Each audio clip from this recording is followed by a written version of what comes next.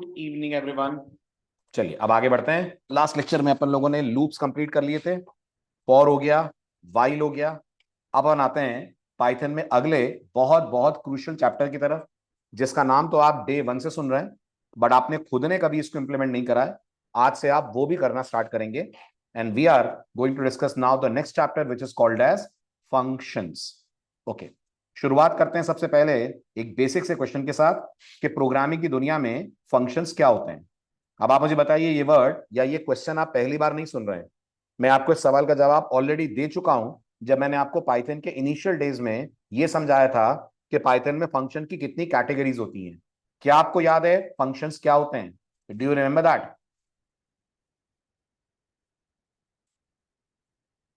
Very good Naveen, बिल्कुल सही जवाब। Functions in the world of programming और in Python's world are blocks of code, जिनका बस एक ही मेन काम होता है कि आप उनको कोई पर्टिकुलर टास्क करने के लिए यूज करते हैं। है ना? जैसे मैं आपसे अगर पूछूं, मुझे पाइथन में कोड लिखना है जिसको रन करने पर स्क्रीन पे मेरा नाम एक बार आए। मुझे पाइथन में कोड लिखना है जिसको रन करने पर स्क्रीन पे मेरा नाम एक बार आए। बहुत इजी है। आपका जवाब होगा सर वेरी सिंपल। अपन अपने प्रोग्राम में लिखेंगे प्रिंट और आपका नाम लिख देंगे सचिन। रन करेंगे, स्क्रीन पे सचिन आ जाएगा। अगर आपसे मैं बोलूं मुझे यही सचिन एक बार नहीं 10 बार प्रिंट करना है, तो एक जवाब आप मुझे दे सकते हैं, सर इसको एक लूप में डाल दीजिए, लूप को 10 बार चला दीजिए। बट दूसरा बेटर आंसर ये है कि अगर मुझे ये सचिन अलग अलग मोमेंट ऑफ टाइम पे प्रिंट करना है, कभी स्टार्टिंग में करना है, कभी एंडिंग में करना है, कभी लास्ट में करना है, तो बेटर है मैं इस काम को करने के लिए एक छोटा सा फंक्शन बना लूं, एक छोटा सा ब्लॉक ऑफ कोड बना लूं, और जब जरूरत पड़े उस ब्लॉक ऑफ कोड को अपने प्रोग्राम के अंदर कॉल कर लूं। So what are basically functions? Functions blocks of code होते हैं जिनका एक पर्टिकुलर टास्क अचीव करने का एम होता है, पर गौर करिएगा वो चलते तभी हैं जब आप उन्हें अपने प्रोग्राम के अंदर कॉल करते हैं। फंक्शन बनाने से कुछ नहीं होता, होता तब है जब आप अपने प्रोग्राम में फंक्शन को क्या करते हैं, जब आप अपने प्रोग्राम में फंक्शन को करते हैं कॉल। दूसरी बात, बनाते कितनी बार है और कॉल कितनी बार कर सकते हैं?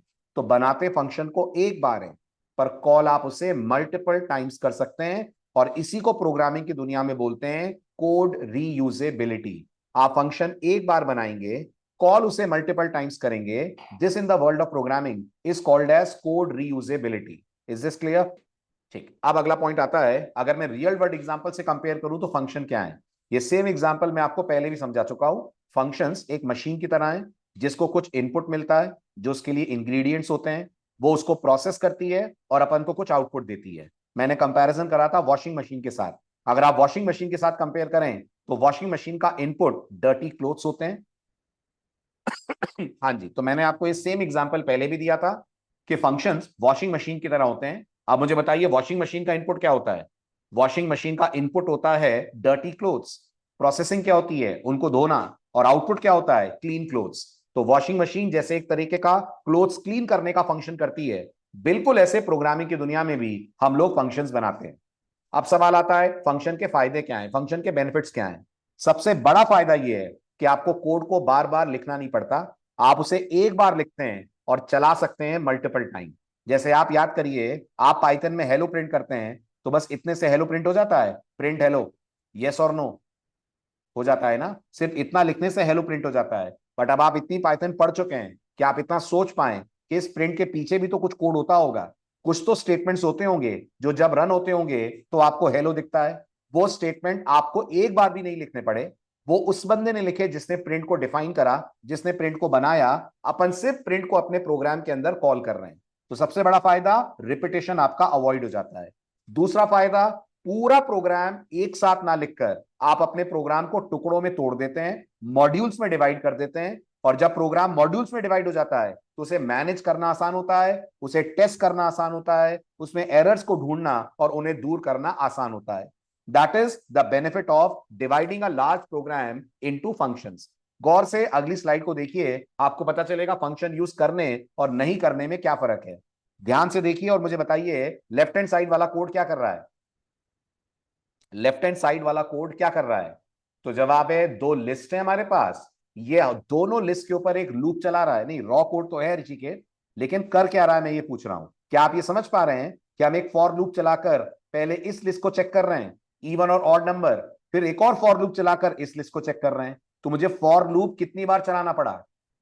मुझे फॉर लूप 2 बार चलाना पड़ा। शायद 10 बार चलाना पड़ता अगर 10 लिस्ट होती। हाँ, अगर मैं इस तरीके से कोड लिखूंगा 10 बार चलाना पड़ता। राइट हैंड साइड पे चेक करिए, तो ये जो पार्ट आपको दिख रहा है, जो आज आप समझेंगे ये क्या है, यही पार्ट प्रोग्रामिंग की दुनिया में है फंक्शन। Got it? अब मुझे बताइए इसमें लूप कितनी बार लगा है? एक बार। लेकिन ये एक बार लगाया गया लूप मेरे लिए तब भी चल रहा है जब मैं चेक इवन आउट को कॉल कर रहा हूं फर्स्ट टाइम, तब भी चल रहा है जब मैं चेक इवन आउट को कॉल कर रहा हूं सेकंड टाइम। ये जो ऊपर वाला पार्ट आप देख रहे हैं, इसको बोलते हैं फंक्शन को डिफाइन करना। ये जो नीचे आपको लिखा हुआ दिख रहा है, इसी को बोलते हैं फंक्शन को कॉल करना। क्लियर हुआ डिफाइन करना और कॉल करने में डिफरेंस? चलूं आगे। Very good. अब बात करते हैं पाइथन में फंक्शंस बनते कैसे हैं। एग्जैक्ट सिंटेक्स पाइथन में फंक्शन बनाने का क्या है? तो गौर करिएगा, पाइथन में फंक्शन यूज करना या बनाना 2 स्टेप्स का काम होता है। अच्छा, क्या क्या 2 स्टेप? पहला स्टेप होता है फंक्शन को आप डिफाइन करें। दूसरा स्टेप होता है फंक्शन को आप कॉल करें। डिफाइन करने का क्या मतलब है? डिफाइन करने का मतलब है आप फंक्शन की बॉडी लिखेंगे, जो आज आप पहली बार सीखेंगे कैसे लिखते हैं। बॉडी का क्या मतलब होता है? बॉडी का मतलब होता है उन स्टेटमेंट्स का कलेक्शन जो हमें फंक्शन के रन होने पर, एग्जीक्यूट होने पर चलाने हैं। तो अगर मैं पिछले वाली स्लाइड पे चलूं, तो ये जो आप इतना कोड देख रहे हैं, फॉर लूप से लेकर इस पूरे एल्स तक का कोड, यही आपके फंक्शन की कहलाएगी बॉडी। ये वो सेट ऑफ लाइंस हैं जो तब रन होगी जब फंक्शन को क्या करोगे? ये वो सेट ऑफ लाइंस हैं जो तब रन होगी जब फंक्शन को क्या करोगे? वेरी गुड, जब आप फंक्शन को कॉल करोगे। Is this clear? बहुत बढ़िया, नाइस। अब आगे बढ़ते हैं। लेकिन फंक्शन बनाने से कुछ नहीं होता। जैसा मैंने कहा, फंक्शन चलता तब है जब हम फंक्शन को क्या करें? वेरी गुड, फंक्शन चलता तब है जब आप फंक्शन को करेंगे अपने प्रोग्राम में कॉल। ठीक है, अब आखिरी चीज आपको स्लाइड पे दिखा रहा हूं, उसके बाद सीधे मैं वीएस कोड पे शिफ्ट होता हूं और सारी चीजें आपको प्रैक्टिकली कराता हूं। सवाल है पाइथन में फंक्शन बनाते कैसे हैं? फंक्शन बनाने का पाइथन में सिंटेक्स क्या होता है? ये है पाइथन में फंक्शन बनाने का प्रॉपर सिंटेक्स। क्या सिंटेक्स है? सबसे पहले आप पाइथन का कीवर्ड लिखते हैं। क्या नाम होता है कीवर्ड का? कीवर्ड का नाम होता है डेफ। क्या ये लिखना जरूरी है? हाँ, ये लिखना जरूरी है। जब तक आप पाइथन में फंक्शन डिफाइन करना सीखेंगे, डेफ लिखना जरूरी है। डेफ के बाद क्या लिखते हैं? डेफ के बाद आपको जो भी अपने फंक्शन को नाम देना है, वो नाम आप दे सकते हैं, जो नाम आपको पसंद आए। बस इतना ध्यान रखिएगा, पाइथन के किसी प्री डिफाइंड फंक्शन का नाम मत लिख दीजिएगा। फॉर एग्जाम्पल, अपने फंक्शन को प्रिंट नाम मत दे दीजिएगा, अपने फंक्शन को इनपुट नाम मत दे दीजिएगा। वो नाम दीजिए जो आपके लिए यूनिक हो और कोई और फंक्शन का नाम इससे मैच ना कर रहा हो। इसके बाद हम पैरेंथेसिस लगाते हैं। पैरेंथेसिस के अंदर हम मेंशन करते हैं पैरामीटर्स। अभी थोड़ी देर में मैं आपसे डिस्कस करूंगा ये पैरामीटर्स क्या होते हैं। इसके बाद याद से कोलन लगाते हैं, बिल्कुल वैसे जैसे आप इफ के साथ लगाते थे। फिर आप इंडेंटेशन का सहारा लेते हैं और बाकी का कोड इंडेंट करके इस फंक्शन की बॉडी के अंदर लिखते हैं। So we begin with the keyword def. Def के बाद फंक्शन का नाम आता है, पैरेंथेसिस के अंदर फंक्शन के पैरामीटर्स आते हैं, कोलन आता है और उसके बाद फंक्शन की बॉडी आती है। इस तरीके से जब आप कोड लिखते हैं तो हम कहते हैं आपने फंक्शन को क्या करा? हम कहते हैं आपने फंक्शन को डिफाइन करा। ठीक है, अब इससे आगे की कहानी आपको सीधे कोड में समझाता हूं मैं। So new topic, so will go for a new folder. Let's call it chapter number 10, that is functions. And within functions, let's start with example1.py. ठीक है, ध्यान दीजिएगा। अब मैंने कहा डेफ और डेफ के बाद मैंने कहा ग्रीट, पैरेंथेसिस, कोलन, अंदर आकर मैंने कहा प्रिंट हेलो यूजर जी। ओके, अनदर प्रिंट, और दिवाली कैसी रही? राइट, ये मैंने अपनी तरफ से 2 लाइनों का कोड लिखा। अब आप मुझे बताइए, अगर मैं इस पर्टिकुलर कोड को रन करूं तो मुझे आउटपुट में क्या क्या मिलेगा? पहले क्या मिलेगा, बाद में क्या मिलेगा? वेरी गुड, मुझे ना पहले कुछ मिलेगा ना बाद में कुछ मिलेगा। कारण सिंपल है, मैंने सिर्फ अभी फंक्शन को क्या करा है? मैंने सिर्फ अभी फंक्शन को डिफाइन करा है। राइट, अनलेस एंड अनटिल मैं इस फंक्शन को अपने प्रोग्राम में कॉल करूं, यह फंक्शन कभी एग्जीक्यूट नहीं होगा, यह फंक्शन कभी मुझे आउटपुट नहीं देगा। इस बात को प्रूव करने के लिए मैं इस कोड को सेव करता हूं। ये मैंने सेव करा, टर्मिनल ओपन करते हैं, राइट क्लिक करा, रन कोड करा। जैसे मैं रन कोड करूंगा आप देखेंगे कोड रन भी हो जाएगा, पर मुझे कोई आउटपुट, कोई रिजल्ट देखने को नहीं मिलेगा। कारण सिंपल है, अपन ने फंक्शन बना तो दिया पर अपन ने उसे कॉल नहीं करा। कॉल करने के लिए मुझे ये लाइन लिखनी पड़ेगी, और मैं जितनी बार कॉल करूंगा, आप एग्री करते हैं ये उतनी बार चलेगा? यस, मैं जितनी बार कॉल करूंगा ये उतनी बार चलेगा। इसका मतलब अगर मैं थोड़ा सा कमेंट्स लगाऊं तो ये जो ऊपर आपको लाइन दिख रही है ये कहलाएगी फंक्शन की डेफिनेशन, और ये वाली जो लाइनें आपको दिख रही हैं ये कहलाएंगी आपके फंक्शन का कॉल। Got it? अब अगर मैं इस कोड को रन करूंगा तो क्या मुझे 4 लाइनें दिखेंगी आउटपुट में? इनफैक्ट मैं यहां पर एक प्रिंट और लिख देता हूं तो आपको समझ में आएगा पहले कॉल का आउटपुट कहां खत्म हुआ और दूसरे कॉल का आउटपुट कहां से स्टार्ट हुआ। अब अगर अपन कोड को रन करेंगे तो आप देखेंगे ये पहले कॉल का आउटपुट है, जो आपको 2 लाइनों का टेक्स्ट मिल रहा है ये आपके दूसरे कॉल का आउटपुट है। Got it? इसका मतलब इस पूरे पीस ऑफ कोड को, जो टोटल 4 लाइनों का कोड है, मैं सिर्फ एक लाइन लिखकर चला पा रहा हूं, और ये एक लाइन अपने आप में कहलाएगी फंक्शन का कॉल। यहां तक कोई डाउट, कोई सवाल तो पूछिए। एवरीथिंग इज क्लियर, तो आगे बढ़े। सही है, बहुत बढ़िया, वेरी गुड। अब ये बताइए अगर मैं इस प्रोग्राम में इस ग्रीड को 4 बार कॉल करता हूं तो क्या ये चारों बार हेलो यूजर जी ऐसे ही बोलेगा? हेलो यूजर जी और दिवाली कैसी रही, है ना? मैं ये चाहता हूं ये जो यूजर जी है ना, ये यूजर जी की जगह जो मैं इसको नाम दूं ये वो नाम प्रिंट करे, जो मैं इसको नाम दूं ये वो नाम प्रिंट करे। तो मैं चाहता हूं मैं अगर ग्रीड को सचिन दूं तो ये प्रिंट करे हेलो सचिन जी, दिवाली कैसी रही। अगर मैं इसको नितिन दूं, हेलो नितिन जी, दिवाली कैसी रही। अगर मैं कहता हूं ग्रीट रवि तो इसको कहना चाहिए हेलो रवि जी, दिवाली कैसी रही। अब अगर ऐसे आपको करना है तो प्रोग्रामिंग की दुनिया में आपको अपने कोड में करने पड़ेंगे 2 चेंजेस, बिल्कुल ठीक। ये जो सचिन, नितिन और रवि आपको दिख रहे हैं इन्हें हम लोग बोलते हैं प्रोग्रामिंग की वोकैबुलरी में arguments. In the world of programming we call them as arguments. लेकिन आप पाइथन में आर्गुमेंट तब तक पास नहीं कर सकते जब तक फंक्शन में उनको रिसीव करने के लिए आप पैरामीटर्स ना बनाएं। आप पाइथन में तब तक आर्गुमेंट पास नहीं कर सकते जब तक उन्हें रिसीव करने के लिए फंक्शन में पैरामीटर्स ना बनाएं। अब आप मुझे बताइए मैं जब ग्रीड को कॉल कर रहा हूं तो कितना डेटा पास कर रहा हूं, ये कितनी स्ट्रिंग्स हैं? तो जवाब है जी 1 स्ट्रिंग है। तो इसका मतलब मुझे ग्रीड के पैरामीटर में एक वेरिएबल लेना चाहिए, मैंने उसका नाम दे दिया नेम। जहां मैंने कहा है हेलो यूजर जी, वहां मुझे बोल देना चाहिए हेलो कॉमा नेम कॉमा जी। बस इतना सा चेंज मैं करूंगा। अब आप देखेंगे जब मैं इस प्रोग्राम में ग्रीड को पहली बार कॉल करूंगा ये सचिन जाकर कॉपी इस नेम में होगा और मुझे आउटपुट में मिलेगा हेलो सचिन जी और बाकी का मेरा टेक्स्ट और दिवाली कैसी रही। जब सेकंड टाइम मैं कॉल करूंगा again I will get hello Nitin ji, space आएगी, ऋषिकेश स्पेस आएगी, हेलो और नेम के बीच में भी आएगी और नेम और JEE के बीच में भी आएगी। याद है ना क्यों आएगी?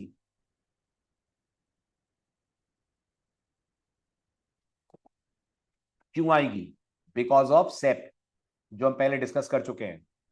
हाँ जी, कॉमा का मतलब स्पेस नहीं, कॉमा का तो मतलब है कि आप सेकंड वैल्यू दे रहे हैं, बट यस अगर आप कॉमा लगाएंगे प्रिंट में तो 2 वैल्यूज के बीच में प्रिंट स्पेस दे देगा, दैट्स फॉर श्योर।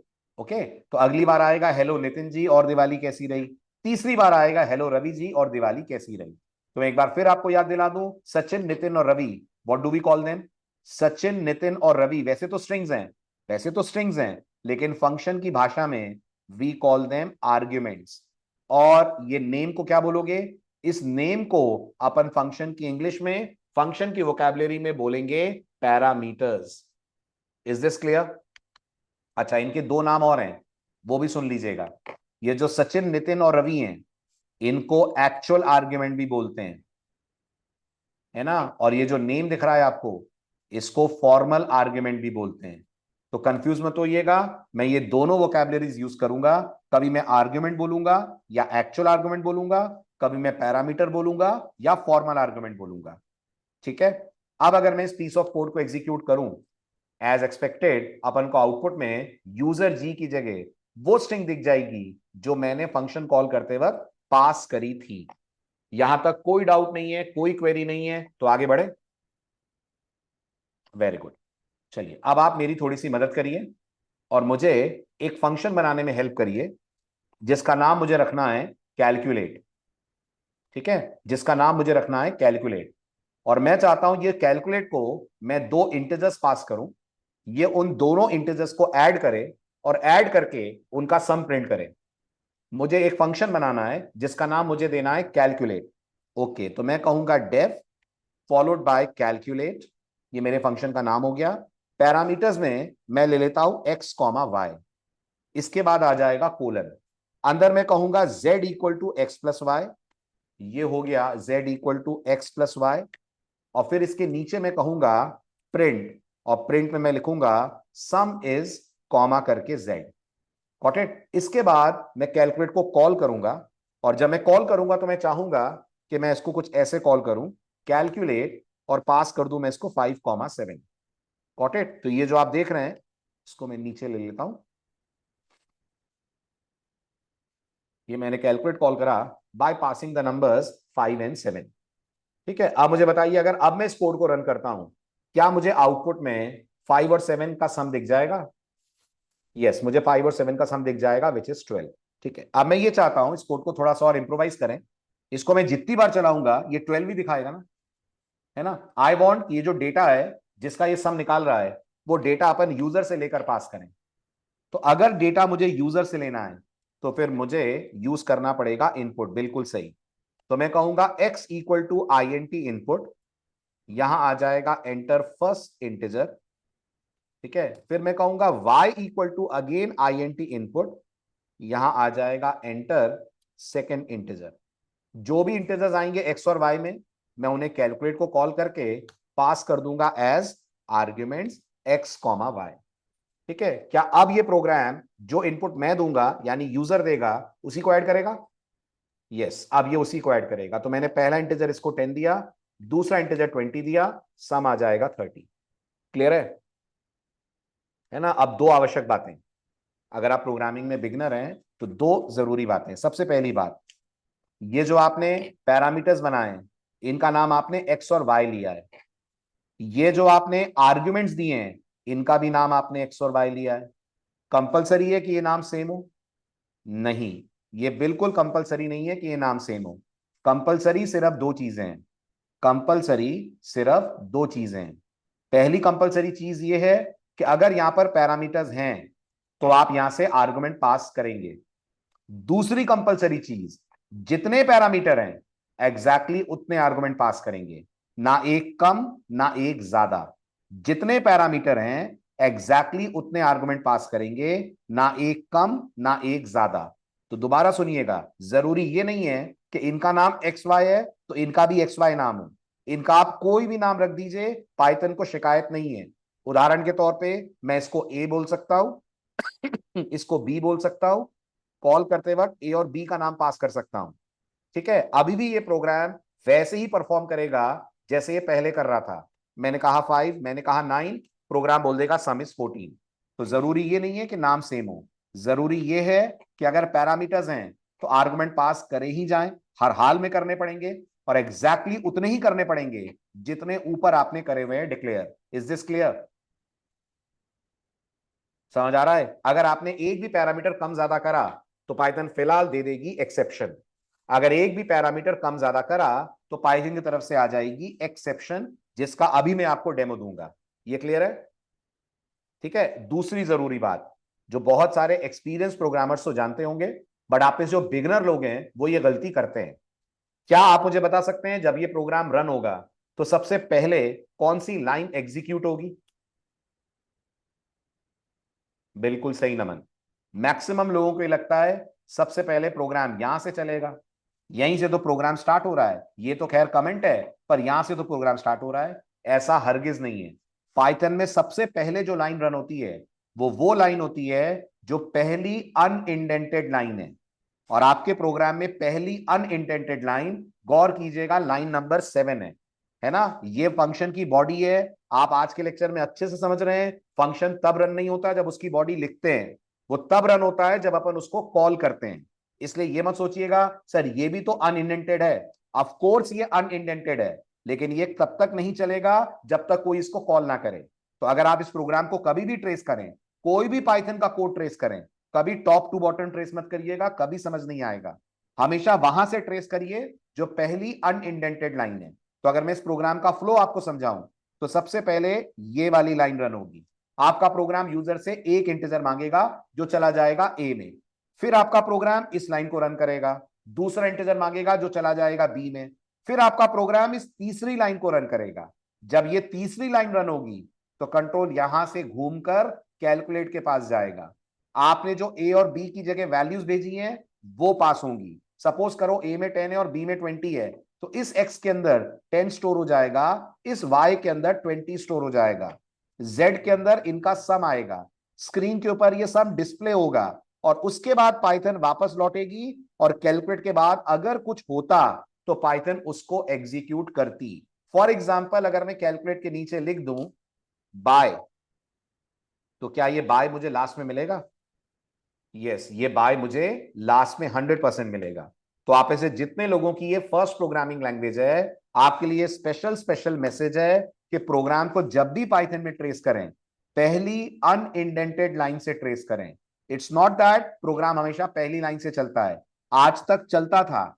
आज तक आपका प्रोग्राम पहली लाइन से चलता था, क्योंकि आज तक आपने फंक्शन डिफाइन नहीं करे थे, आपने सीधे अपने प्रोग्राम के अंदर उन्हें कॉल करा था।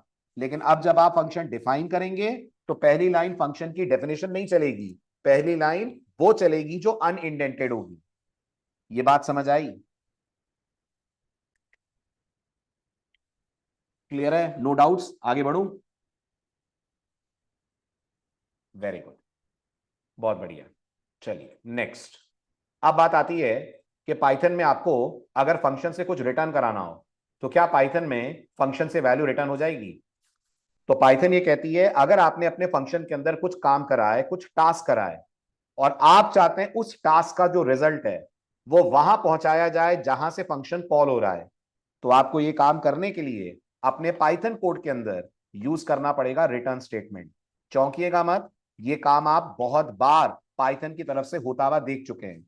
जैसे याद कीजिए और मुझे बताइए, अगर मैं पाइथन से बोलता हूं x equal to length of Sachin, तो क्या x के अंदर 6 आएगा? आएगा। ये कैसे आया? ये ऐसे ये ऐसे आया कि ये जो आपने लेंथ फंक्शन कॉल करा है, इसने आपको 6 रिटर्न करा। यानी ये मत सोचिएगा हर फंक्शन कुछ ना कुछ स्क्रीन पे प्रिंट करेगा। कई फंक्शन ऐसे होते हैं जो अपना कैलकुलेशन करते हैं और चुपचाप आपको आंसर रिटर्न कर देते हैं। एक और एग्जांपल आपको याद दिलाता हूं। अगर मैं पाइथन में कहूंगा x equal to math dot factorial और पास करूंगा यहां पर 5, तो मुझे स्क्रीन पे क्या दिखेगा? मुझे स्क्रीन पे कुछ नहीं दिखेगा। जो 120 है इस फैक्टोरियल 5 का आंसर, वो सिर्फ मेरे वेरिएबल x में आ जाएगा। प्रिंट कुछ नहीं होगा, तब तक नहीं दिखेगा जब तक मैं x को प्रिंट ना करूं। एग्री करते हैं आप इस बात पे? है ना? इसका मतलब ये जो हमारा फैक्टोरियल का कॉल है, ये क्या 120 प्रिंट कर रहा है या ये 120 रिटर्न कर रहा है? तो जवाब है रिटर्न कर रहा है। जब भी हम कोई फंक्शन बनाते हैं, हमें ऐसा लगता है कि इसके अंदर के कैलकुलेशंस हमें प्लेस ऑफ कॉल पे वापस भिजवाने हैं, तो हम उन्हें रिटर्न करते हैं। ये भी क्लियर? रिटर्न करने के लिए पाइथन आपको कीवर्ड देती है जिसका नाम रिटर्न होता है, जिसको लिखने के बाद आप जो चाहें वो वैल्यू कर सकते हैं रिटर्न। गौर करिएगा, रिटर्न को आप 3 तरह से लिखते हैं। आप चाहें तो सीधे सीधे वैल्यू रिटर्न कर दें, जैसे कि मैंने लिख दिया रिटर्न 10। आप चाहें तो रिटर्न के साथ किसी वेरिएबल का नाम लिख दें, जैसे मैंने लिख दिया रिटर्न ए। और आप चाहें तो रिटर्न के साथ कोई एक्सप्रेशन लिख दें, जैसे मैंने लिख दिया रिटर्न ए प्लस बी। इसमें 10 कौन है? 10 अपने आप में डायरेक्टली वैल्यू है। ए कौन है? ए अपने आप में एक वेरिएबल है। ए प्लस बी कौन है? ए प्लस बी अपने आप में एक एक्सप्रेशन है। तो रिटर्न आपसे वैल्यू भी ले सकता है, रिटर्न आपसे वेरिएबल भी ले सकता है, रिटर्न को आप एक्सप्रेशन भी दे सकते हैं। क्लियर हुआ? चलो आगे।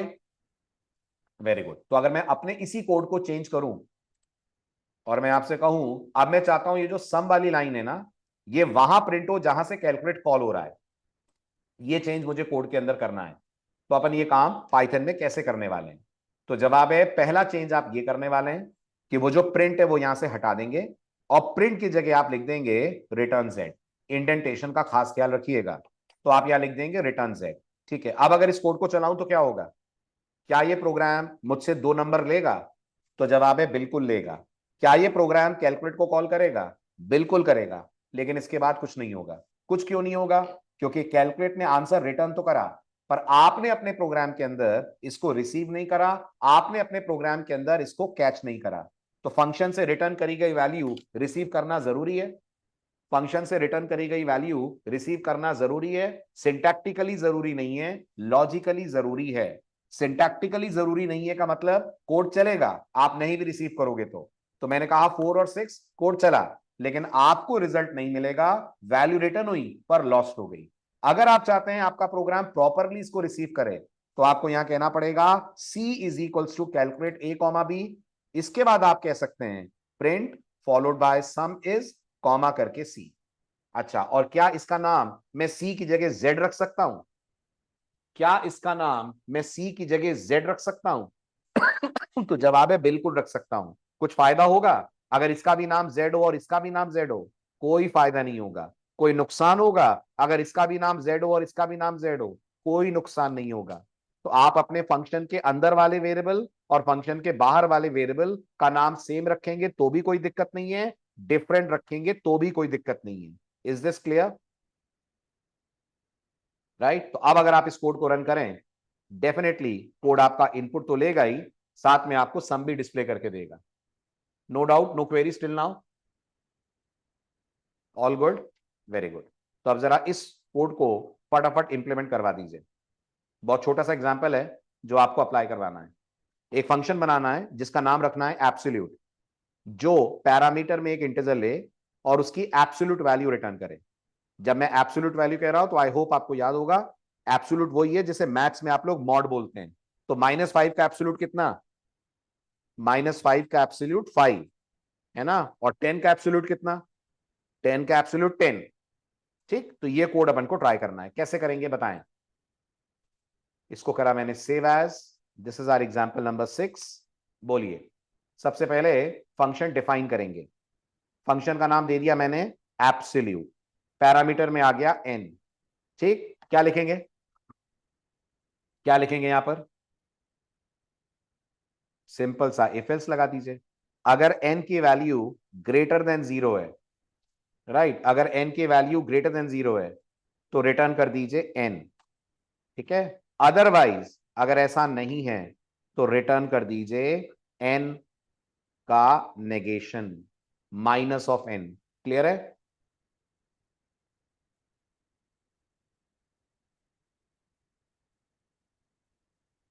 नमन ये पाइथन में नहीं होता बेटा। पाइथन इस तरह का अलाउ नहीं करती ना। हाँ, सिंगल लाइन इफ एल्स चलता है। अगर ऐसे लिखना ही था तो फिर सिंगल लाइन इफ एल्स लिखो। ठीक है, हाँ जी। तो ये हो गया हमारा सिंपल सा if n greater than 0 return n। अगर ऐसा नहीं है तो रिटर्न -n। ठीक, जहां तक कॉल की बात है, पहले आप यूजर से नंबर ले लें जिसका एब्सोल्यूट निकलवाना है, तो वो मैंने ए में रख लिया। अब अपन बोल सकते हैं b is equals to absolute of a. और यहां पर क्या लिख सकते हैं? यहां पर लिख सकते हैं print absolute of comma A comma is comma B. ठीक है। अब होगा क्या, एक बार फिर से बताइए। प्रोग्राम जब रन होगा तो पहली लाइन कौन सी चलेगी? पहली लाइन, लाइन नंबर 9 चलेगी। मान लीजिए मैंने इनपुट में दिया -7, ए में आ जाएगा -7। ये हो जाएगा B equal to absolute of -7। जैसा मैंने आपसे कहा, जैसे ही पाइथन को ये वाली लाइन दिखेगी, पाइथन यहां से सीधा जंप मारेगी एब्सोल्यूट की बॉडी की तरफ। आपने ए पास करा है, पाइथन पास करेगी ए की वैल्यू, जो मेरे केस में है -7। एन के अंदर आ जाएगा -7। -7 ग्रेटर देन 0, कंडीशन फॉल्स हो जाएगी, एल्स वाला पार्ट चलेगा और रिटर्न हो जाएगा -7। -7 विल गिव अस +7। जो रिटर्न होगा वो आपके वेरिएबल बी में हो जाएगा कॉपी और प्रोग्राम उसको कर देगा डिस्प्ले। क्लियर है? ठीक, करिए इसको रन। ये रहा आपके एब्सोल्यूट फंक्शन का बिहेवियर। मैंने कहा -5, प्रोग्राम ने कहा एब्सोल्यूट ऑफ -5 इज 5। मैंने कहा 10, प्रोग्राम ने कह दिया एब्सोल्यूट ऑफ 10 इज ऑल्सो 10। ये भी क्लियर? चलूं आगे?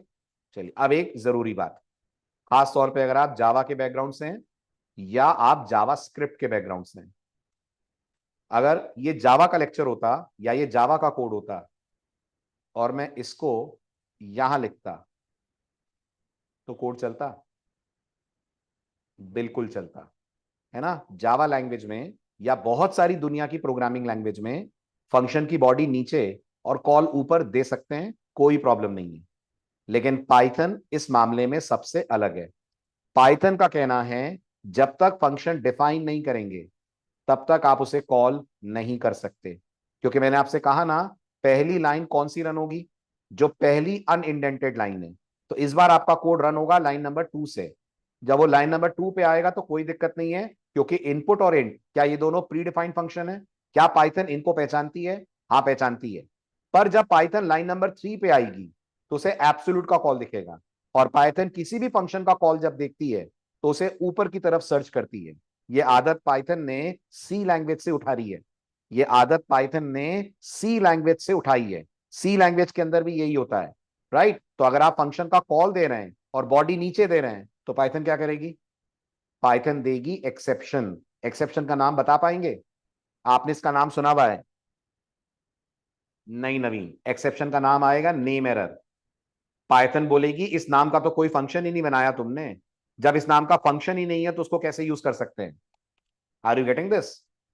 देखिए, कोड रन होगा, इनपुट लेगा मेरे से। हाँ, इनपुट लेगा। मैंने पास करा 10, और देखिए उसके बाद क्या हो रहा है।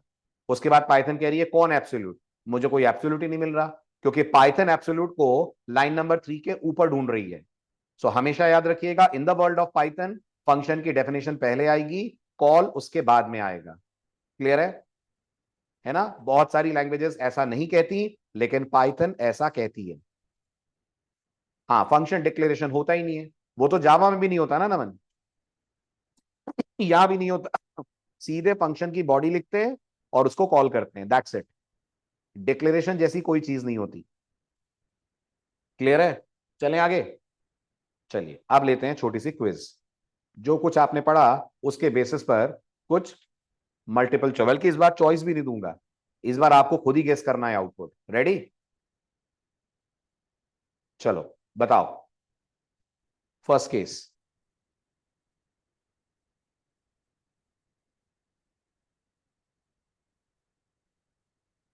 बस हेलो सचिन और कुछ नहीं?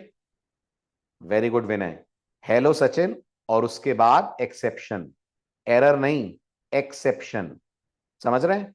हेलो सचिन और उसके बाद एक्सेप्शन। कारण, जब आपका कोड ग्रीट को पहली बार कॉल करेगा, क्या ग्रीट को पैरामीटर चाहिए? बिल्कुल चाहिए। और अगर इसको पैरामीटर चाहिए तो पैरामीटर देना पड़ेगा? बिल्कुल देना पड़ेगा, जबरदस्ती है, बिल्कुल देना पड़ेगा, है ना। अब ये जो सचिन है ये जाकर कॉपी होगा नेम में। पहले कॉल को तो पाइथन ने एक्सेप्ट कर लिया और स्क्रीन पे आ जाएगा हेलो सचिन। पर जब आप दूसरी बार कॉल करेंगे, पाइथन में गार्बेज और अनप्रेडिक्टेबल जैसा कुछ होता नहीं है। जावास्क्रिप्ट की तरह पाइथन में अनडिफाइंड भी नहीं होता है। जिन्होंने जावास्क्रिप्ट पढ़ी होगी आपको याद आ रहा होगा, अगर ये जावास्क्रिप्ट का कोड होता तो अनडिफाइंड पास हो जाता। लेकिन पाइथन ऐसा नहीं सोचती, पाइथन ऐसा नहीं करती। पाइथन में अगर आपने आर्गुमेंट नहीं दिए तो पाइथन यहीं पे दे देगी एक्सेप्शन। नाम होगा टाइप एरर। और आपको पाइथन साफ साफ ये कहेगी कि यहां मुझे एक आर्गुमेंट चाहिए और तुमने पास ही नहीं करा। Are you getting this? ये है इस कोड का आउटपुट। समझ आ रहा है? Very good. तो इसका मतलब हम ये मान लें कि अगर यहां पर पैरामीटर डिक्लेयर्ड है, अगर यहां पर पैरामीटर डिक्लेयर्ड है तो यहां से आर्गुमेंट देना पड़ेगा। जल्दी जल्दी बोलिए। नहीं, ऐसा नहीं मानेंगे। अब समझो, एक्चुअल में पाइथन में 4 तरह के आर्गुमेंट्स होते हैं। कितनी तरह के आर्गुमेंट होते हैं? 4 तरह के आर्गुमेंट होते हैं। एक कहलाते हैं पोजिशनल आर्ग्यूमेंट, है ना, अगले टॉपिक के लिए आपको तैयार कर रहा हूं। दूसरे कहलाते हैं कीवर्ड आर्ग्यूमेंट। तीसरे कहलाते हैं डिफॉल्ट आर्ग्यूमेंट। और चौथे कहलाते हैं वेरिएबल लेंथ आर्ग्यूमेंट। अगर आपके अभी अभी अपन ने कुछ भी नहीं पढ़ा इनमें से, सो कंफ्यूज मत होइएगा सर ये क्या है, इनके तो नाम ही नहीं सुने। हम पढ़ेंगे, अगला टॉपिक है ये। बट अभी सुन लीजिए, जो एकदम सही बात है वो बोल रहा हूं, कि अगर आपके फंक्शन के आर्ग्यूमेंट्स पोजिशनल हैं, पोजिशनल हैं, तो फिर हर हाल में कॉल करते वक्त उतने आर्गुमेंट चाहिए जितने पैरामीटर्स हैं।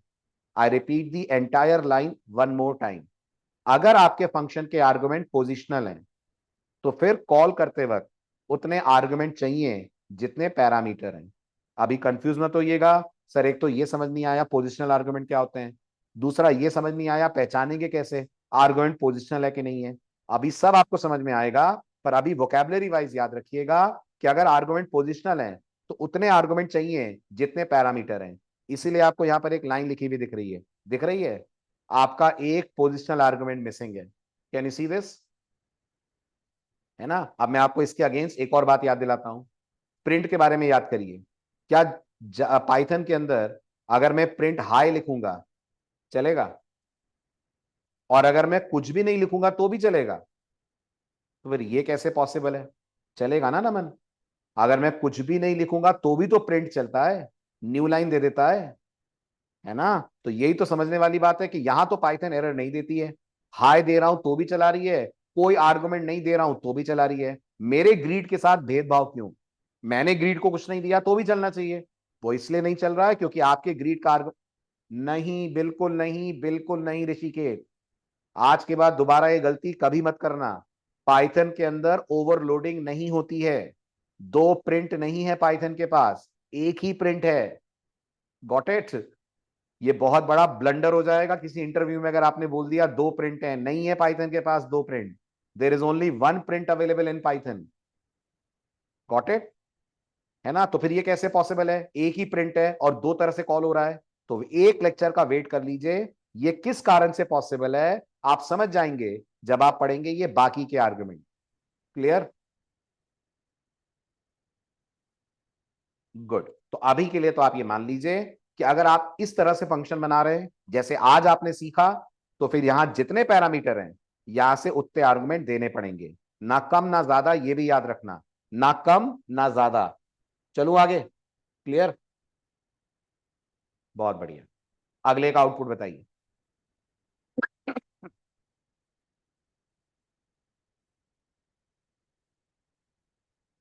तो हेलो सचिन आएगा कि नहीं आएगा? हेलो सचिन आएगा कि वो भी नहीं आएगा?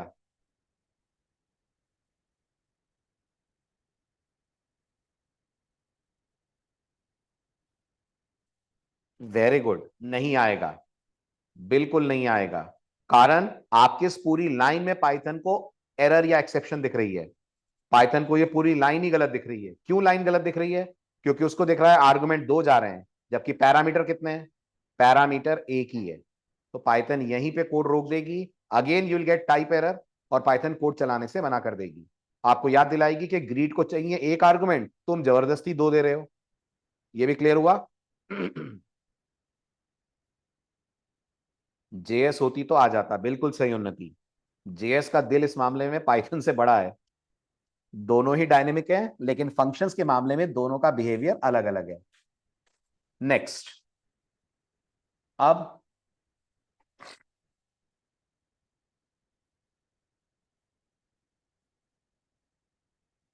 Very good Bharat. तो ये जो प्रिंट बाय है इसका क्या होगा? ये जो प्रिंट बाय है ये चुपचाप इग्नोर हो जाएगा। पाइथन कोई एरर नहीं देगी, पाइथन कोई एक्सेप्शन नहीं देगी। बस वो इस ग्रीड के कारण यहां पहुंचेगी, नेम में सचिन आएगा, हेलो सचिन प्रिंट होगा, रिटर्न बोलेगा जाओ वापस जाओ। जैसे ही पाइथन रिटर्न देखेगी वापस लौट जाएगी प्लेस ऑफ कॉल पे। ये प्रिंट बाय कभी एग्जीक्यूट नहीं हो पाएगा। ये रहेगा जरूर, बट इसे रन होने का मौका कभी नहीं मिलेगा। तो output will be plain and simple, hello Sachin. Clear? अब कुछ इंटरेस्टिंग। वेरी गुड नमन, बिल्कुल सही। अब देखिए क्या होगा।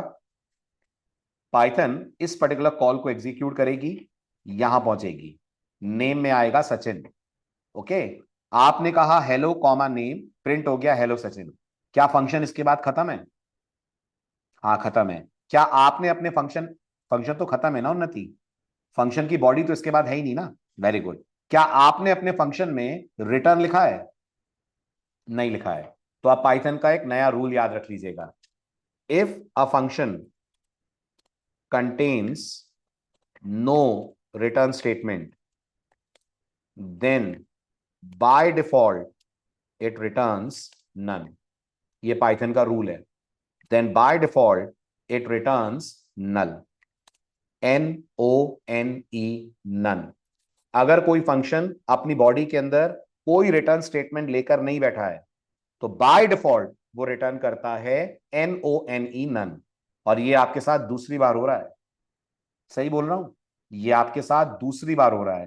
पहली बार ये आपके साथ हुआ था जब मैंने आपको प्रिंट के ऊपर इक्वल टू लगा के दिखाया था. अगर मैं पाइथन से कहता हूं x equal to print hi, तो मैंने आपसे कहा था प्रिंट हाई से हाई तो स्क्रीन पे आएगा, लेकिन x के अंदर क्या आएगा? तो जवाब था x के अंदर नन आएगा. जब कोई फंक्शन कुछ रिटर्न नहीं करता है तो वो बाय डिफॉल्ट नन रिटर्न करता है. Got it? तो अगर इस कोड को आप रन करेंगे you will get hello Sachin, लेकिन वैल्यू ऑफ x आपको मिलेगी नन. इस बात को और बेटर समझने के लिए अपने कोड पे आ जाएं और छोटा सा एक चेंज करें. प्रीवियस वाला कोड लेते हैं अपन. ठीक है, इस रिटर्न z को उड़ा दें. आप मत लिखें आप यहां return z.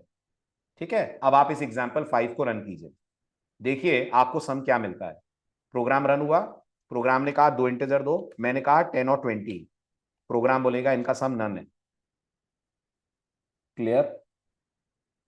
So do remember, अगर आपके फंक्शन में आपने रिटर्न नहीं लिखा तो पाइथन जबरदस्ती रिटर्न करेगी, और जो पाइथन रिटर्न करेगी उसको बोलते हैं नन.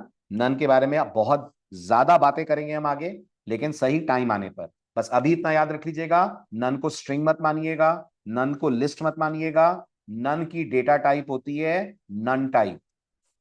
नन एक वैल्यू है जिसकी डेटा टाइप होती है नन टाइप. जैसे ट्रू फॉल्स की डेटा टाइप क्या होती है? ट्रू फॉल्स की डेटा टाइप बूल होती है. ऐसे नन की डेटा टाइप नन टाइप होती है. तो एक्स के अंदर जो वैल्यू आ रही है वो नन है, और आप अगर पाइथन से डेटा टाइप पूछेंगे तो पाइथन बोलेगी नन टाइप. क्लियर है? बहुत बढ़िया. अब आते हैं अगले इंटरेस्टिंग पॉइंट पे. अगला इंटरेस्टिंग पॉइंट ये है कि मैं इसी प्रोग्राम को सेव करता हूं एज एग्जाम्पल 7, और मैं चाहता हूं ये जो कैलकुलेट फंक्शन है ना, मैं इससे सम और डिफरेंस दोनों रिटर्न कराऊं. मैं चाहता हूं मैं इससे सम भी रिटर्न कराऊं और डिफरेंस भी रिटर्न कराऊं. अच्छा, मतलब मैं चाहता हूं total equal to x plus y हो जाए, difference equal to x minus y हो जाए, और यहां से मैं रिटर्न कर पाऊं टोटल भी और डिफरेंस भी. क्या लग रहा है आपको? क्या पाइथन अलाउ करेगी एज अ प्रोग्रामर आप दो वैल्यू रिटर्न करें? पाइथन करेगी अलाउ? तो पाइथन कहती है बिल्कुल करेगी. इस मामले में पाइथन बाकी लैंग्वेजेस से बहुत अच्छी है. अगर आप जावा के डेवलपर हैं आपको पता होगा जावा में ये एरर है. M I right? अगर आप सी प्लस प्लस या जावा स्क्रिप्ट के डेवलपर हैं तो आपको पता होगा आप कॉमा लगा के कितनी भी वैल्यू लिख दें, रिटर्न एक ही वैल्यू होती है और वो लास्ट वाली वैल्यू होती है. लेकिन पाइथन जैसी लैंग्वेज के अंदर ऐसा नहीं होता. पाइथन क्या करेगी? पाइथन जब देखेगी कि आप दो वैल्यू रिटर्न कर रहे हैं तो पाइथन इन दोनों को एक और स्पेशल वेरिएबल के अंदर कॉपी कर देगी. ये जो स्पेशल वेरिएबल है इसका नाम भी आप सुन चुके हैं, और इसको पाइथन में बोलते हैं टपल. टपल बिल्कुल लिस्ट की तरह होता है, बस एक ही फर्क होता है, लिस्ट म्यूटेबल होती है और टपल इम्यूटेबल होता है. ओके, बहरहाल टपल जब आएगा तब इसके बारे में बात करेंगे. अभी तो आप सुनिए पाइथन कर क्या रही है. तो पाइथन टोटल और डिफरेंस इन दोनों का रिजल्ट लेगी. रिजल्ट भी कैलकुलेट कर लेते हैं. मान लीजिए एक्स के अंदर 5 है, मान लीजिए वाई के अंदर 9 है. तो पाइथन क्या करेगी? पाइथन टोटल की जो वैल्यू है विच इज 14 वो टपल में रखेगी एज फर्स्ट वैल्यू. डिफरेंस की जो वैल्यू है विच इज -4 वो रखेगी एज सेकेंड वैल्यू, और इस पूरे टपल को पाइथन यहां से कर देगी रिटर्न. अब अगर मैं आपसे बोलूं कि अगर मैं इसको सी में रिसीव करूं और मैं कहूं सी इक्वल टू कैलकुलेट, ब्रैकेट में पास करूं मैं ए कॉमा बी, तो क्या मेरे को सी के अंदर 14 और 4 दोनों मिलेंगे? तो जवाब है बिल्कुल मिलेंगे. बिल्कुल मिलेंगे. बस प्रिंट थोड़े अलग तरीके से होंगे, जरा उस पर गौर कीजिएगा. रिजल्ट इज कॉमा करके मैंने लिख दिया सी, है ना. अब अगर मैं इस कोड को रन करता हूं, ध्यान से देखिए आउटपुट कैसा आ रहा है. मैंने पहला नंबर पास करा 5, दूसरा नंबर पास करा 9. अगर आप बहुत ध्यान से देखें मुझे आउटपुट में मिल रहा है रिजल्ट इज 14 कॉमा -4. पहचान गए होंगे आप, जैसे पाइथन में स्क्वायर ब्रैकेट लिस्ट की पहचान है, बिल्कुल वैसे पाइथन में पैरेंथेसिस टपल की पहचान है. ये बता रहा है कि ये टपल स्टाइल में वैल्यू आपको मिल रही है, इसमें पहला इंडेक्स 14 है और दूसरे इंडेक्स पे -4 है। हाँ आ रहे ऋषिकेश, उसी पे आ रहा हूं, इतना क्लियर हो गया? ठीक है। अब अगर आपको लग रहा है नहीं सर वैल्यू दो रिटर्न हो रही है बट मुझे इंडिविजुअल वैल्यू निकालनी है, जैसे रिजल्ट इज नहीं चाहिए, मुझे मुझे चाहिए सम इज 14 डिफरेंस इज -4, ऐसा कुछ चाहिए। रिजल्ट इज देखकर तो समझ ही नहीं आ रहा 14 क्या है और -4 क्या है। अगर ऐसा आपको करना है तो आपके पास दो ऑप्शन है। अच्छा पहला ऑप्शन क्या है? पहला ऑप्शन याद रखिएगा, टपल भी अपने आप में एक सीक्वेंस है, तो टपल पे भी इंडेक्सिंग काम करती है। क्या काम करती है? इंडेक्सिंग काम करती है। आप कह सकते हैं सम इज C0 और यहां कह सकते हैं आप difference is C1। This is one way to do the job. आपका काम हो जाएगा, कोड रन करिए, आपको इंडिविजुअल वैल्यू मिल जाएगी। राइट, तो मैंने कहा 5 और 9, मुझे मिल जाएगा 14 सम है और -4 डिफरेंस है। अगर आपको लग रहा है नहीं सर मेरे को तो इंडेक्सिंग भी नहीं करनी, अगर आपको इंडेक्सिंग भी नहीं करनी है तो फिर आप एक टेक्निक यूज करें जो हम पहले भी पढ़ चुके हैं, उसका नाम है अनपैकिंग। उसका नाम है टपल को अनपैक करा लीजिए। वो कैसे कराएंगे? तो यहां लिख दीजिए C comma D is equals to calculate A comma B. अब जब आप C कॉमा डी लिखेंगे तो पाइथन इतनी समझदार है कि वो जो टपल लेकर आएगी उसे क्या कर देगी, वो जो टपल लेकर आएगी जिसमें 14 और -4 है उसमें 14 को कॉपी कर देगी C के अंदर और -4 को कॉपी कर देगी D के अंदर। Are you getting this? Right, और आपका काम हो जाएगा। अगर आपको सिंगल वैल्यू ही देखनी थी तो आप इस तरीके से देख सकते हैं। यहां पैरेंथेसिस क्लोज करिए, रन करिए code, you will get to see the results. मैंने कहा 5, मैंने कहा 9, मुझे मिल गया sum is 14 and difference is -4। Got it? तो क्या हम पाइथन में मल्टीपल वैल्यू रिटर्न करा सकते हैं? जवाब है बिल्कुल करा सकते हैं। पाइथन को आपसे कोई शिकायत इस मामले में नहीं है। चला जाए आगे।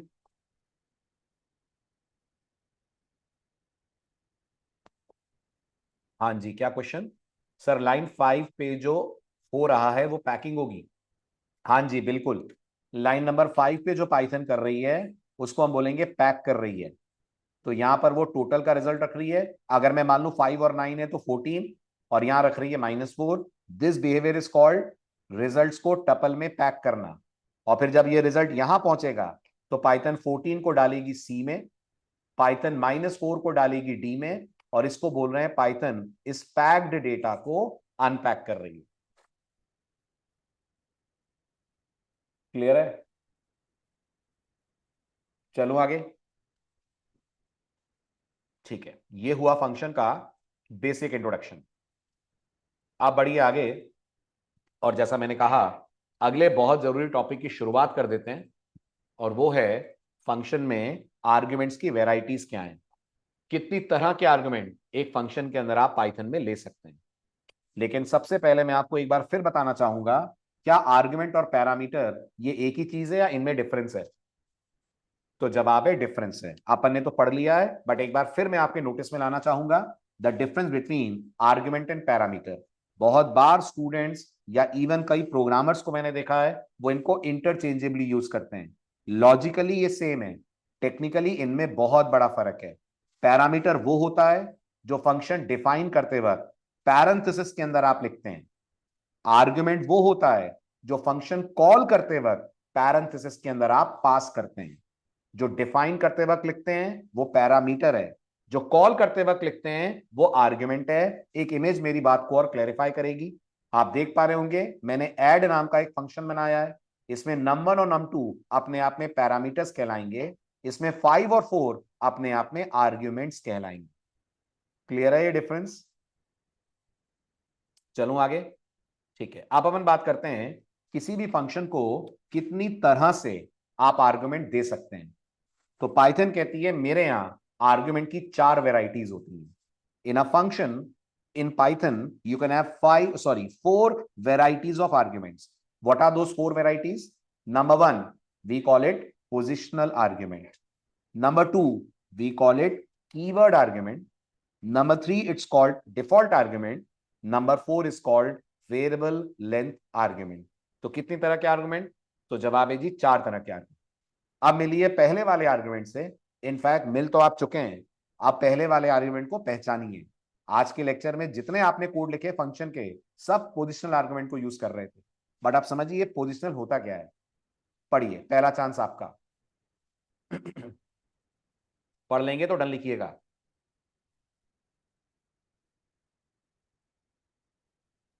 पढ़ लिया? राइट। तो पोजिशनल आर्गुमेंट्स को पोजिशनल आर्गुमेंट क्यों बोलते हैं? तो बहुत सिंपल जवाब है, जब आप कोई भी फंक्शन पाइथन में बनाते हैं तो जिस ऑर्डर में आप यहां वेरिएबल्स के नाम लिखेंगे उसी ऑर्डर में उनमें ये डेटा पास होगा।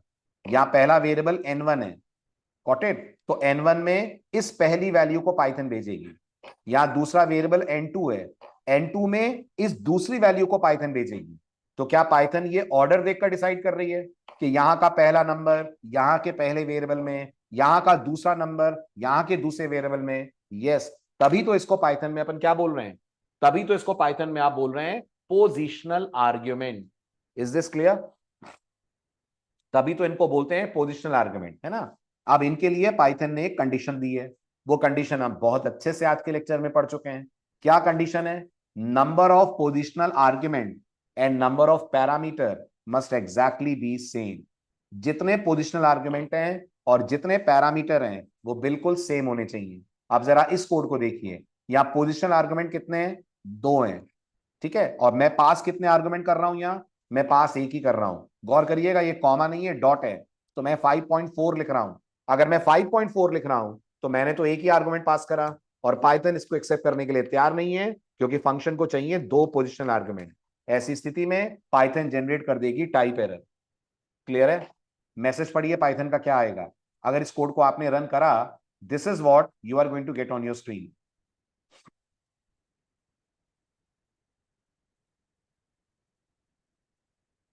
सही है? समझ आ रहा है? बहुत बढ़िया, वेरी गुड। तो अब मैं आपको पोजिशनल आर्गुमेंट के साथ एक दूसरी प्रॉब्लम भी दिखाता हूं। ये तो पहली प्रॉब्लम थी कि जितने चाहिए उतने पास करने पड़ेंगे, कुछ इधर उधर करा, कम ज्यादा करा, Python is going to generate type error. But Python में एक छोटी सी दिक्कत पोजिशनल आर्गुमेंट के साथ और है। अब हम फंक्शंस के एडवांस कॉन्सेप्ट पढ़ रहे हैं। So let's go for chapter 11, advance functions. Notice करिए, मैंने एक फंक्शन बनाया, फंक्शन का नाम मैंने रखा ग्रोसरी, ठीक है। ग्रोसरी के पैरामीटर्स मैंने रखे name comma price. Very good. अंदर मैंने कहा item is comma name comma it's price is comma price. Function समझ आ रहा है ना।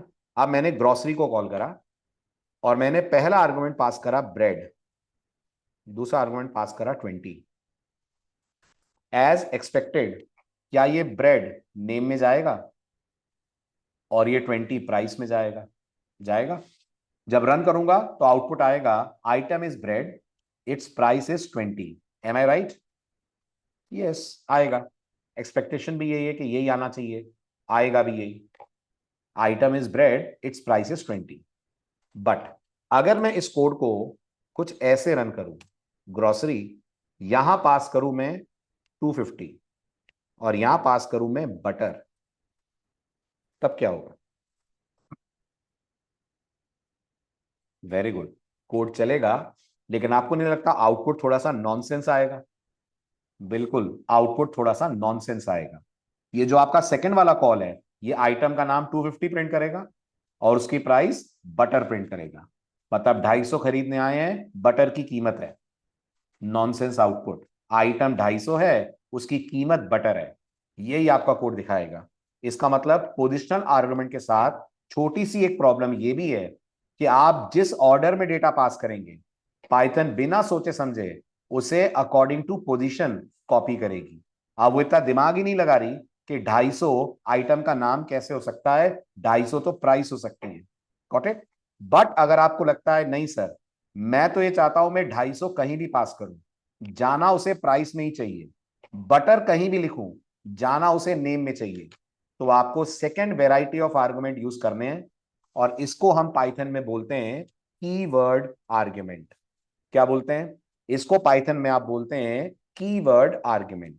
अब कीवर्ड आर्गुमेंट में कोई कीवर्ड नहीं होता है, सो डोंट गेट कंफ्यूज कि वो जो पाइथन में 33 कीवर्ड आपने बताए थे ये उनमें से एक है क्या, नहीं, वो जो कीवर्ड थे वो अलग हैं, जो अब आप पढ़ने जा रहे हैं वो अलग चीज है। ठीक है, कीवर्ड आर्गुमेंट को कीवर्ड आर्गुमेंट क्यों बोलते हैं, इसलिए बोलते हैं क्योंकि पाइथन कहती है जब तुम ग्रोसरी को कॉल करो, तुम मुझे बता दो ब्रेड किस में डालना है और 20 किस में डालना है, तो मैं पाइथन को बोलूंगा name equal to bread, okay, price equal to 20। क्या बोला मैंने पाइथन को, मैंने पाइथन से कहा ग्रोसरी फंक्शन को मैं कॉल कर रहा हूं, जाकर जरा चेक करना वहां जिस भी आर्गुमेंट का नाम नेम होगा उसी में ब्रेड असाइन करना, जिस भी आर्गुमेंट का नाम प्राइस होगा उसी में 20 असाइन करना। तो पहले वाले कॉल पे तो बिना कीवर्ड के भी चल रहा था, बट मुझे इसका बेनिफिट दूसरे कॉल पे अच्छे से नजर आएगा। अब अगर मैं कहूंगा price equal to 250, name equal to butter, क्या पाइथन को समझ में आ रहा है कि भले ही प्राइस पहले जा रहा है, जाना उसे सेकंड पोजीशन पे है, भले ही बटर सेकंड पे जा रहा है, आना उसे फर्स्ट पोजीशन पे है, बिल्कुल। अब अगर आप इस कोड को रन करेंगे you will get a sensible output, और ये हो रहा है because of this keyword argument. ये भी बात क्लियर हुई है ना। ऑफ कोर्स इसके अपने ढेर सारे नियम कायदे हैं, ऐसा नहीं है कि कीवर्ड आर्गुमेंट बहुत रिलैक्स्ड है, उसमें भी बहुत सारी शर्तें हैं जो आपको माननी है। But at the first glance आप ये समझ सकते हैं कि अगर आपको पोजीशन मेंटेन नहीं करनी है तो आप पैरामीटर का नाम यूज करके अपने कॉल के अंदर पाइथन को बता सकते हैं कौन सा डेटा कौन से पैरामीटर के लिए यूज करना है। क्लियर। हाँ, ऑप्शनल नहीं है नमन, अभी भी पास तो करना पड़ेगा अगर आप नाम लेकर कर रहे हैं तो। ठीक है, क्लियर हुआ, डन। ठीक है, अब पोजिशनल आर्गुमेंट पे, सॉरी कीवर्ड आर्गुमेंट पे बहुत सारे रेस्ट्रिक्शन है, एक रेस्ट्रिक्शन आपको आज बताता हूं, बाकी डिस्कस करते हैं अगले लेक्चर में। मैंने इस सेकंड वाले में प्राइस का नाम कॉस्ट कर दिया, चलेगा, नहीं चलेगा। इसका मतलब कीवर्ड आर्गुमेंट तभी काम करेगा जब आपको एग्जैक्टली ये पता हो कि फंक्शन के पैरामीटर का क्या नाम है। कॉस्ट तो बहुत दूर की बात है, कॉस्ट तो बहुत दूर की बात है, मैं तो ये भी नहीं कर सकता।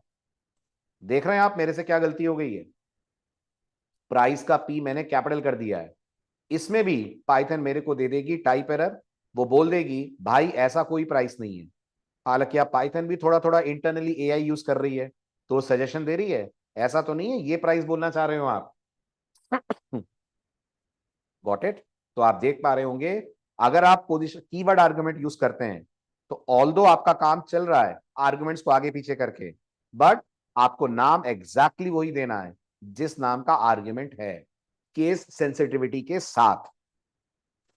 Clear, good, bye bye, take care.